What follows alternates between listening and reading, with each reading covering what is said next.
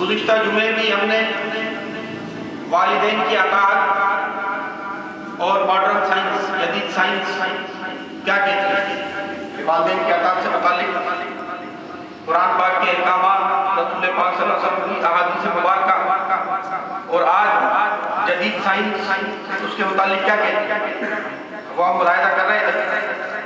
آپ کے علم میں ہے کہ قرآن پاک میں اللہ تبارک و تعالیٰ نے بے شمار جگہ یہ حکم فرمایا ہے۔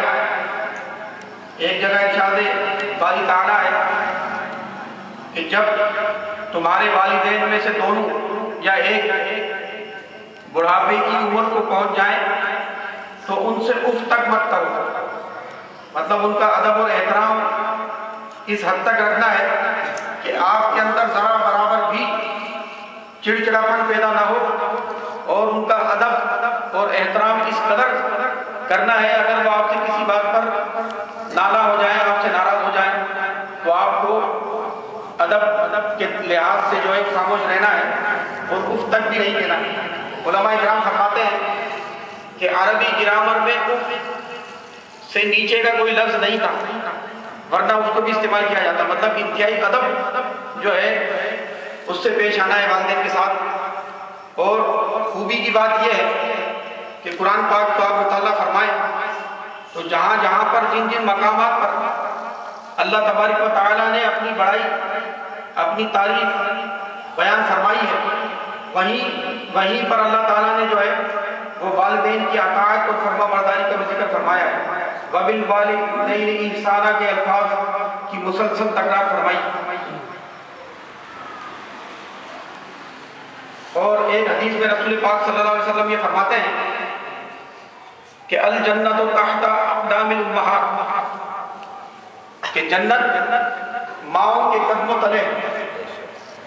اور گزشتہ ہفتے بھی ایک حدیث سنائی گئی تھی، اس کا مفہوم یہ ہے کہ ایک دفعہ رسول اکرم صلی اللہ علیہ وسلم مسجد نبوی میں تشریف لائے۔ تشریف لانے کے بعد منبر پر جب پہلا قدم مبارک رکھا تو فرمایا آمین، جب دوسرا قدم مبارک رکھا تو فرمایا آمین، جب تیسری اسٹیپ پر قدم مبارک رکھا تو فرمایا آمین، اور آپ تشریف فرما ہوئے اور اس کے بعد آپ نے خطبہ دیا۔ خطبہ مکمل ہونے کے بعد صحابہ اکرام نے عرض کی یا رسول اللہ صلی اللہ علیہ وسلم، آج جو آپ نے یہ معمول کیا ہے اس کی کچھ خلاصہ بیان فرمائیں کہ کیا واقعہ پیش آیا جو آپ نے 3 مرتبہ جو ہے آمین کہی۔ تو رسول پاک صلی اللہ علیہ وسلم نے فرمایا کہ جس وقت میں مسجد نبوی میں تشریف لایا تو حضرت جبرائیل علیہ السلام بھی میرے ساتھ جو ہے مسجد نبوی میں داخل ہوئے۔ تو جب میں نے منبر پر پہلا قدم رکھا تو حضرت جبرائیل علیہ السلام نے یہ دعا کی کہ یا اللہ، جو والدین میں سے دونوں یا ایک کو پائے اور ان کی خدمت کر کے جنت حاصل نہ کرے وہ تباہ و ہلاک برباد ہو۔ میں نے فرمایا آمین۔ دوسرے منبر پر جب میں نے قدم رکھا تو حضرت جبرائیل علیہ السلام نے دعا کی کہ یا اللہ، جو رمضان المبارک کا مہینہ پائے اور اس میں اللہ کی عبادت و ریاضت کر کے جنت حاصل نہ کرے وہ بھی تباہ و برباد و ہلاک ہو۔ میں نے فرمایا آمین۔ جب تیسرا قدم رکھا منبر مبارک پر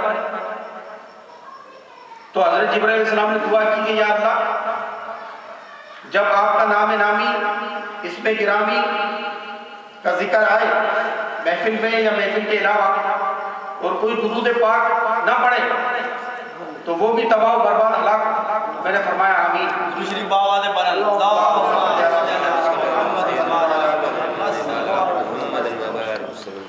تو آپ نے دیکھا کہ اس دعا کے مستجاب ہونے کی کیا مطلب معیار ہے کہ دعا کرنے والے حضرت جبرائیل علیہ السلام اور اس پر آمین کہنے والے میرے آقا رسول اکرم صلی اللہ علیہ وسلم کی ذات مبارک، اس دعا کی مقبولیت کا کیا اندازہ آپ لگا سکتے ہیں۔ تو اس سے ہمیں کیا سبق ہوا کہ یہ تینوں چیزیں اس حدیث میں بیان کی گئی، اس پر ہمیں سختی سے عمل کرنا چاہیے اور اس کا فیض ہمیں حاصل کرنا چاہیے۔ تو والدین کا بڑا احترام ہے. جہاں والدین کی فرما برداری پر اللہ تعالیٰ کے انعامات ہیں اور اس کی رضا ہے، وہیں پر والدین کی نافرمانی پر اللہ تعالیٰ کے بے شمار عذابات اور وعید ہے.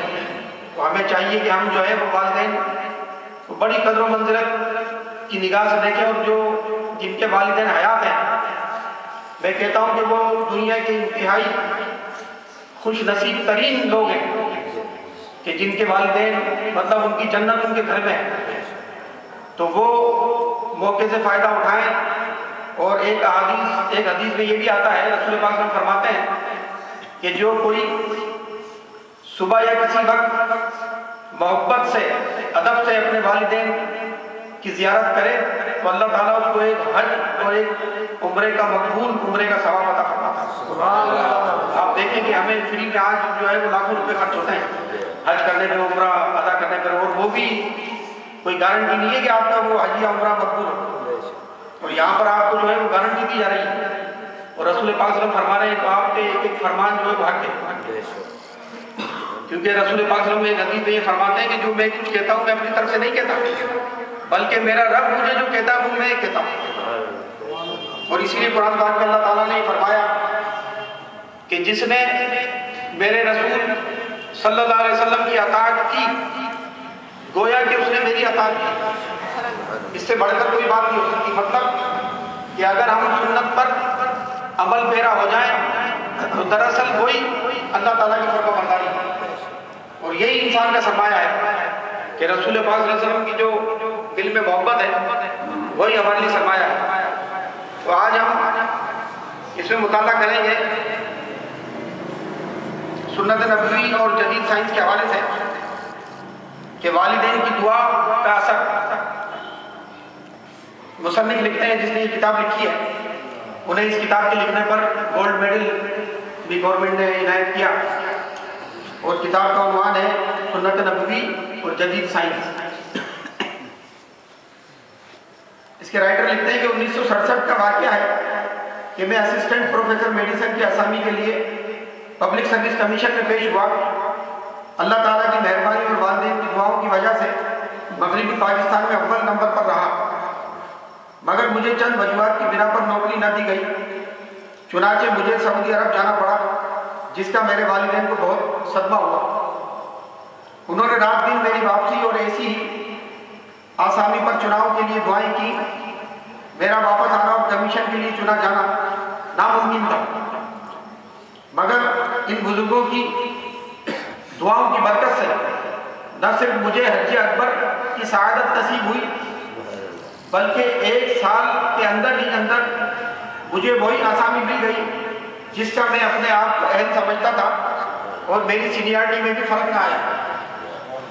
والدین کی دعا کی وجہ سے مولک مرض سے نجات. میرے ایک دوست جو کراچی میں بینک آفیسر ہیں، چند سال قبل ایک مولک مرض میں مبتلا ہوا، مطلب ایک خطرناک قسم کی بیماری میں مبتلا ہو گئے. ان کو یرکان کے مرض نے اتنا کمزور کر دیا کہ بے ہوش ہو گئے، پیٹ میں پانی پڑ گیا اور گھٹنوں نے بھی کام کرنا چھوڑ دیا. اس بینک آفیسر کی نوجوان لڑکیاں تھیں اور والدین کے لیے صرف یہی ایک سہارا تھا. بیماری لا علاج ہو جانے کی وجہ سے انہوں نے مجھے کراچی بلایا کہ اس کا آخری وقت تھا. میں یہاں سے کراچی گیا اپنے دوست کو زندگی کے آخری لمحات بھی دیکھ کر اور اس کی ذمہ داریاں دیکھ کر بہت ہی صدمہ ہوا. میرے جانے سے پہلے 18 ڈاکٹر صاحبان اس کو دیکھ کر جا چکے تھے اور سب نے بتا دیا کہ یہ مرض لا علاج ہے، مطلب اس کا کوئی علاج ہی نہیں. پوری دنیا میں کہیں بھی یہ چلا جائے اس کے لیے کوئی علاج نہیں. میں 19واں فزیشین تھا، فزیشین بھی ڈاکٹر کو کہتے ہیں. میں 19واں فزیشین تھا، میں نے بھی ان کی تشخیص اور علاج سے اتفاق کیا، مگر ایک چیز کی کمی پائی، وہ یہ کہ طریقے کے مطابق علاج نہیں ہو رہا تھا. میں نے ان کے والدین کو بٹھا کر سمجھایا کہ اگر علاج صدقہ دے کر 2 نفل پڑھ کر دعا مانگنے کے بعد شروع کریں تو مجھے باری تعالیٰ کی ذات سے یقین ہے کہ اس کو شفا ہوگی. آپ دیکھیں کتنی پوائنٹ کی انہوں نے بات لکھی ہے کہ علاج یہ ہم بھی اپنے عمل مطلب کریں، اللہ نہ کرے کوئی ہمارے گھر میں بیمار ہو تو سب سے پہلے اس کا صدقہ دے. رسول پاک صلی اللہ علیہ وسلم فرماتے ہیں کہ صدقہ جو ہے وہ رد بلا ہے، کہ بلاؤں کو رد کرتا ہے. اور 2 نفل پڑھ کر دعا مانگنے کے بعد جو ہے اللہ تعالیٰ سے دعا کریں گے یا اللہ تعالیٰ سے صحت کلی عطا فرما. اس کے والدین کو بھی بتایا کہ والد کی دعا اپنے لڑکے کے لیے بہت اثر رکھتی ہے. مطلب جس طریقے سے ماں کی دعا جو ہے وہ اپنی اولاد کے لیے بہت اثر رکھتی ہے، تو والد کی جو دعا ہے نا وہ اسپیشل اثر رکھتی ہے. اللہ نہ کرے ہم نے بزرگوں سے سنا کہ اگر والد اپنی اولاد کے لیے کبھی بد دعا کرتے ہیں، اول تو بد دعا کرتے نہیں والدین، لیکن خاص طور پہ والد کے لیے سنا ہے، اور بالکل اتھارٹی کے ساتھ یہ بات کہتا ہوں کہ اگر والد ناراض ہو کر اللہ نہ کرے اپنے بیٹے کے لیے یا اولاد کے لیے بد دعا کر دے تو پھر عرش الہی اور اس بد دعا کے درمیان کوئی چیز جو ہے آئی نہیں ہوتی، ان کی سخت تو ہمیں جو ہے وہ لرز جانا چاہیے، اور ان کی فرما برداری ہر حال میں جو ہے وہ ان کی فرما برداری کرنی چاہیے. تو اس کے بعد